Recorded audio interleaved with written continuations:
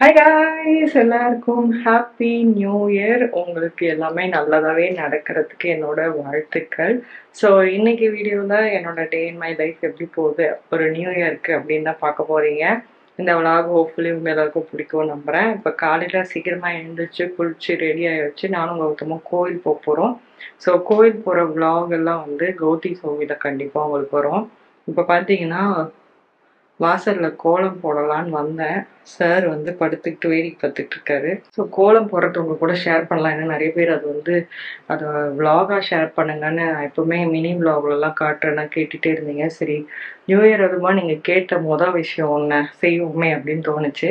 So இப்போ குட்டியாக ஒரு கோலம் போட போகிறேன். கோலம் இல்லை, நார்மல் பவுடர் கோலம் தான் போட போகிறேன். ஸோ வாங்க அடுத்தடுத்து இந்த டே எப்படி போகுதுன்னு பார்க்கலாம்.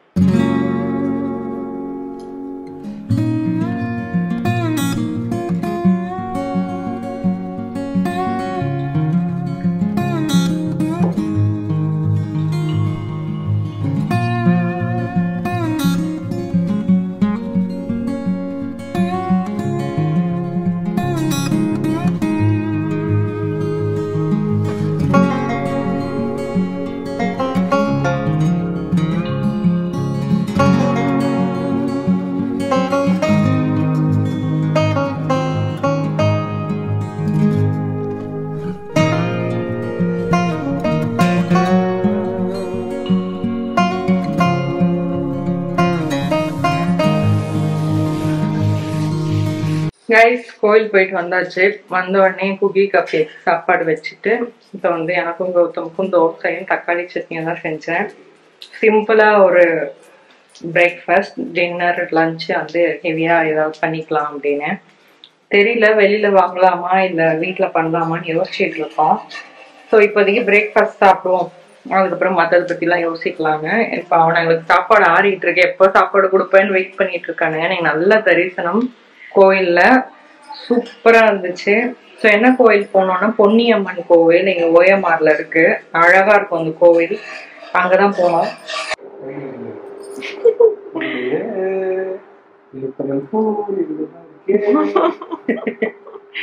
கியூட்டி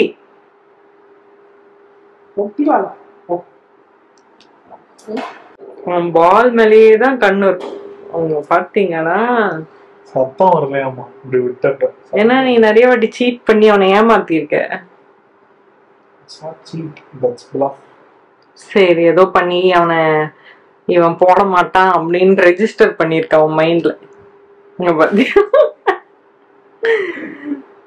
சத்தம் கேட்கணும்னே கையில தான் இருக்குன்னு பாக்குறான். அறிவு. ஸோ காய்ஸ், இன்னைக்கு டே 2 ஆஃப் 2025 நீங்கள் கண்டினியூஸாக பார்த்துட்டு இருப்பீங்க. ஸோ டே 1 வந்து கொஞ்சம் தான் ஷூட் பண்ணேன். ஸோ ப்ளாக் பார்க்க நிறைய பேர் ஆசைப்படுறீங்க, அதனால அதோட இதை கண்டினியூ பண்ணி உங்க கூட ஷேர் பண்ணிடலாம் அப்படின்னு தோணுச்சு. இன்னைக்கு வந்து கௌதம் வெளியில் போகிறாங்க, அதனால எனக்கு இன்னைக்கு லஞ்ச் சமைக்கிற வேலை இல்லை, பிரேக்ஃபாஸ்ட் மட்டும்தான். நான் ஈவினிங் தான் வருவேன் அப்படின்னு சொல்லியாச்சு. அதனால நான் இன்னைக்கு வந்து என்ன பண்ண போறேன்னா பிரேக்ஃபாஸ்ட் மட்டும் செய்ய போறேன். பொங்கல் தான் செய்யலாம்னு பிளான் பண்ணியிருக்கேன். ஏன்னா அது கௌதமுக்கு ரொம்ப பிடிக்கும். நேற்று வந்து தோசை சட்னி கொடுத்தேன், இன்னைக்கு பொங்கல் சட்னி தான் செய்ய போறேன். அண்ட் இங்கே வந்து நான் இந்த வீட்டுக்கு வரும்போது டெய்லி குக்கி கப் கேக்கு வந்து பம்கின், அந்த எல்லோ பம்கின் இருக்குல்ல, அது வந்து அவங்களுக்கு கட்டுக்கு நல்லதுன்னு கொடுப்பேன். அப்போ வந்து ஃபுல்லாக வாங்கி நான் கட் பண்ணுவேன் எப்போவுமே. ஏன்னா ஸ்லைஸாக வாங்கினா எனக்கு பத்தவும் பத்தாது, அண்ட் அது ரொம்ப எக்ஸ்பென்சிவாகவும் போகும். ஆனால் ஃபுல்லாக வாங்கும் போது 50 ருபீஸ் பெரிய பம்கினே அப்படின்னு சொல்லி வாங்கிடுவேன்.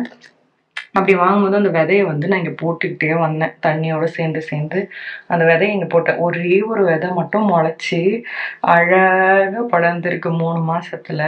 அதில் வந்து அழகாக பூ வந்து வந்திருக்கு. இந்த பூசணிக்காய் பூ வந்து லைட் எல்லோவில் குட்டி குட்டியாக இருக்கும். ஆனால் பம்கினோட பூ வந்து இப்படி அந்த ட்ரம்ப் மாதிரி இப்படி வரும். அண்ட் அதோட எல்லோ வந்து எனக்கு ரொம்ப பிடிக்கும். இப்போ உங்களுக்கு அந்த பூவை காட்டுறேன், ரொம்ப அழகாக இருக்குது. இது வரைக்கும் 8 பூ பூச்சு, 8 பூவுமே கொட்டிடுச்சு, காயாக வைக்கல. இப்போ 3 பூ இருக்கு. அதுல ஒரு பூ வந்து நேத்து பூ, அது மூடி கொட்டாம இன்னும் இருக்கு. நான் வேண்டிக்கிட்டு இருக்கேன் ஒரு காயாவது இந்த கொடியில வைக்கணும் அப்படின்ட்டு. புளிச்ச மோர் இதெல்லாம் தெளிச்சுக்கிட்டு இருக்கேன். அண்ட் இங்க வந்து அந்த பாலினேஷன் நடக்கிறதுக்கான ஆப்பர்ச்சுனிட்டிஸ் கம்மியா இருக்குது. மேபி அதுவும் ஒரு காரணமா இருக்கலாம். உங்களுக்கு இது எப்படி பம்கின் காய் வைக்க முடியும், பூ கொட்டாம பார்த்துக்க முடியும்னு தெரிஞ்சா கமெண்ட் பண்ணுங்க. நான் அதை ட்ரை பண்ணி பார்க்குறேன். அந்த பூ ரொம்ப அழகா இருக்கு. இப்போ பாருங்க அதை. இதுதான் அந்த கொடி நல்லா படர்ந்துருக்கு. இது வந்து தக்காளி விதை போட்டு தக்காளி விதை வந்து ஒரு 5-6 முளைச்சிருக்கு. அண்ட் மிளகா விதையும் போட்டேன். இங்கே பார்த்தீங்கன்னா தெரியும். மிளகா வீட்டில் இந்த காஞ்ச மிளகா போட்டு அதுவும் முளைச்சிருக்கு. சும்மா ரேண்டமாக போட்டு விட்டு இந்த மண்ணுக்கு வளருதாங்க, நல்லா வளருது. ஸோ இது குக்கி கப் கேக்குக்காக சாப்பாடு வச்சுருக்கேன். இதில் sweet potato, carat and beetroot, கொஞ்சமாக துவரம் பருப்பு, கொஞ்சமாக ரைஸ் இருக்குது. காய் தான் நிறைய இருக்குது. துவரம் பருப்பும் ரைஸும் கொஞ்சமாக போட்டிருக்கேன். இவங்க 2 பேருக்கும் ஹைப்போ அலர்ஜிக் ஃபுட்டு தான் இப்போ நான் கொடுத்துட்ருக்கேன். ஏன்னா சிக்கன் அதெல்லாம் கொடுக்கக்கூடாதுன்னு டாக்டர் லிஸ்ட் கொடுத்துருக்காங்க. அதனால அவங்க கொடுத்த லிஸ்ட்டில் இருக்க காய்கறியை தான் டெய்லி சேர்த்துக்கிறேன். அண்ட் இவங்களுக்கு இது ரொம்ப பிடிக்கும். ஸ்வீட் பொட்டேட்டோ போட்டால், வெறும் ஸ்வீட் பொட்டேட்டோ கொடுத்தாவே அவனுங்க நல்லா சாப்பிட்ருவானுங்க. அண்ட் இன்னொருத்தர் ஒரு கமெண்ட் பண்ணியிருந்தீங்க, என்னன்னா நான் 5 மாதம் ஷிட்ஸு வச்சுருக்கேன், நான் வந்து இன்னும் சர்லாக் தான் கொடுத்துட்ருக்கேன், சர்லாக் தாண்டி என்ன கொடுக்கலான்னு. நீங்கள் 2 மாதத்துலேருந்தே கேரட்டை நல்லா பாயில் பண்ணி பியூரே பண்ணி கொடுக்கலாம். லைட்டாக மஞ்சள் பொடி, லைட்டாக தேங்காய் எண்ணெய் 2 சொட்டு அந்த மாதிரி நீங்கள் கலந்து கொடுக்கலாம். அதே மாதிரி ப்ரொக்கோலி, கொஞ்சமாக துவரம்பருப்பு, இது எல்லாத்தையுமே வேக வச்சு, எப்படி நீங்கள் ஒரு பிறந்த குழந்தைய ஃபுட்டு இன்க்ளூட் பண்ணுறீங்கன்னா எப்படி பண்ணுவீங்க, இந்த காய்கறி எல்லாம் வேக வச்சு மசிச்சு கொடுப்பீங்களா, அதே ஃபார்முலா தான் இவனுக்கு நல்லா சாப்பிடுவானுங்க. நான்வெஜ் இப்போதைக்கு ஆட் பண்ணாதீங்க. இன்னும் ஒரு 2-3 மாதம் கழிச்சதுக்கப்புறமா சிக்கனை வந்து வேக வச்சு அதை நல்லா மசிச்சு கொடுங்க. எதுவுமே ஷிட்ஸுக்கு வந்து 1 இயர் வரைக்கும், 1 இயர்னு இல்லை, எப்போவுமே ஷிட்ஸுக்கு வந்து ஹார்ட் ஃபார்மாக கொடுக்காதீங்க. எல்லாத்தையும் மசிச்சு கொடுங்க. ஏன்னா அவங்களுக்கு ரொம்ப சின்ன குடல், எதை முழுங்கினாலும் அவங்க வந்து அடைச்சிக்கும், வாமிட் பண்ணுவாங்க, ஏதாவது அடைச்சிக்கிட்டா ரொம்ப ஸ்ட்ரகிள் பண்ணுவாங்க. அதனால நீங்கள் எது கொடுத்தாலுமே நல்லா வேக வச்சு மசிச்சு கொடுங்க. இதுதான் நான் அவங்களுக்கு கொடுத்துட்ருக்கேன். இப்போ 2 இயர்ஸ் ஆகுது இவனுங்களுக்கு. இந்த ஸ்வீட் பொட்டேட்டோ இருக்குல்ல, இது இப்படி இந்த சைஸில் நான் வேக வச்சாலும் நான் சாப்பாடில் போடும்போது நல்லா பிசைஞ்சு மசிச்சு தான் கொடுப்பேன். இந்த அளவு பீஸ் கூட அவனுக்கு போய் வாமிட் பண்ணிடுவான், அது ஜீரணமாகாது. பீட்ரூட்மே அப்படிதான், ரொம்ப துருவி போடுங்க, இல்லைன்னா பொடி பொடியாக கட் பண்ணி போடுங்க. அப்படி பெருசாக வேக வைக்கிறீங்கன்னா நல்லா மசிச்சு கொடுங்க. நான் வந்து ஒரு 6-7 மந்த்ஸ் வரைக்கும் எல்லாத்தையுமே மிக்சியில் மசிச்சிருவேன், அடித்து கொடுப்பேன். அப்புறம் கொஞ்சம் கொஞ்சமாக சாலிட்ஸாக மாற்றினேன். ஏன்னா அப்படியே ரொம்ப மசிச்சு அவனுங்களுக்கு பழகக்கூடாதுன்னு கொஞ்சம் சாலிடாக, சாப்பாடுலாம் ரொம்ப மசிக்காமல் இந்த காய்கறியை மட்டும் நல்லா மசிச்சு கொடுப்பேன். அண்ட் சிக்கன்லாம் அதுக்கப்புறம் பீஸாக அப்படியே உதுத்து போட்டு கொடுத்துருவேன், அரைச்சிலாம் கொடுக்க மாட்டேன். இப்படி தான் நான் சாப்பாடு கொடுத்துட்டு இருந்தேன். இப்போ வந்து குக்கிக்கு அலர்ஜி இருக்குது, அதனால என்னால் கப் கேக்குக்கு சிக்கன் கொடுக்க முடியல.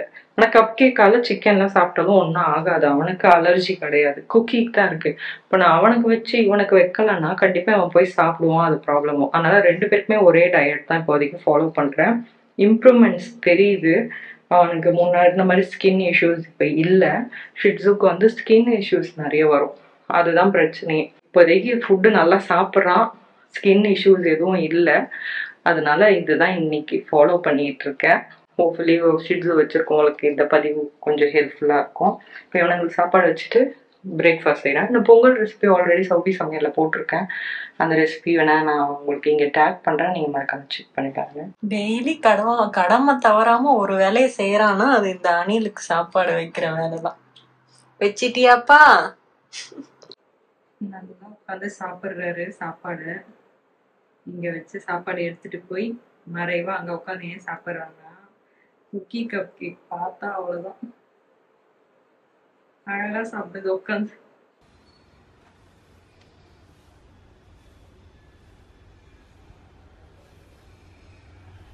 கப்சு குக்ஸு நம்ம போல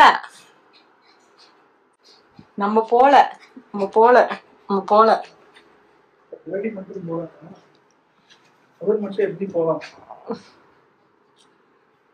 நான் உண்மையா கண்டிக்கிறேன். டாட்டா. டாட்டா சொல்லிட்டாங்களா? ரெடியா இருக்கு. கிளம்புனா அவனை கூட்டு போவேன், அந்த குசியில. சரி, வரும்போது போன் பண்ணி என்ன வேணும்னு சொல்றேன், வாங்கிட்டு வர சொல்லு. பார்த்து போயிட்டு வாங்க, பாய். இதில் வந்து மிளகாத்தூள் உப்பு போட்டு வச்சுருக்கேன். எனக்கு இது மாதிரி சாப்பிட ரொம்ப பிடிக்கும். அண்ட் கொய்யா வந்து பழமாக சாப்பிட்றத விட இந்த மாதிரி காயாக சாப்பிட்றது எனக்கு ரொம்ப பிடிக்கும். கௌதமன் ஆனால் இதில் ரொம்ப ஆப்போசிட். அவன் பழுத்த கொய்யா தான் சாப்பிடுவான். நான் அந்த மாதிரி செங்காயாக இருக்கிற கொய்யா தான் சாப்பிடுவேன். ஸோ குக்கி கப் கேக்குக்கு சாப்பாடு கொடுத்துட்டேன். இப்போ நான் ஒரு எடிட்டிங் ஒர்க் இருக்குது, அதை பண்ண போகிறேன். அதுக்கு சைட்ஸாக இந்த கொய்யா பழம் இருக்கும். இங்கே பாருங்க, சாப்பிட்டுட்டாரா? அவருக்கு விளையாடணும் இப்போது. இந்த பொம்மையை போடு. என்ன வேணும்? பால் போட மாட்டேன், போட முடியாது, மாட்டேன். பார்த்தீங்களா, மாட்டேன்னு முடியாது. ம் ம் ம் ஏன் என்ன பால் போடணுமா? நீ போடா குக்கி, உனக்கு பால் போட மாட்டேன்.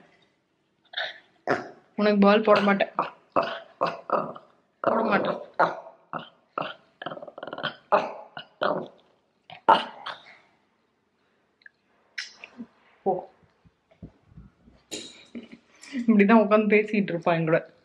அவன் பேசுறது சில இதெல்லாம் புரியும் எனக்கு, அவன் என்ன சொல்றான்னு. மேபி கூடயே இருக்கிறதுனால அவன் செயல் வச்சு தெரியுதான்னு தெரியல. ஆனா நல்லா பேசுவான். குக்கி வந்து எப்படி கொஞ்சுவாங்கல்ல, அந்த மாதிரி பேசுவான். அவன் மிரட்டலாம் மாட்டான். அவன் இருக்கான்ல, போடு போடு அப்படி சொல்லுவான். 2 பேருக்கும் நிறைய கேரக்டர்ல வித்தியாசம் இருக்கு. பட் ஒரு மாதிரி ஹாப்பியாக இருக்கு அவனுங்களோட இருக்கும் போது. நிறைய நாள் தனிமையெல்லாம் இருக்கும் போது ஒரு மாதிரி ஃபீலிங்ஸாக இருக்கும். அப்போல்லாம் வந்து இவனுங்க என்ன நினைப்பானுங்கன்னே தெரியாது. நான் மட்டும் உம்மானும் உட்காந்துட்டு இருந்தேங்க, கிட்ட வருவானுங்க, கொஞ்சுவானுங்க. டாக்ஸ்னாலே ஒரு பாசிட்டிவ் வைப், டாக்ஸ்னாலே ஒரு ஹாப்பினஸ், பியோர் சோல்ஸ். ஆனால் என்னை மிரட்டி வேலை வாங்கும் போது மட்டும் கொஞ்சம் கடுப்பாகும். சரி, இவனுங்களோட கொஞ்ச நேரம் விளையாடுறேன், அதுக்கப்புறமா உங்களை பார்க்குறேன்.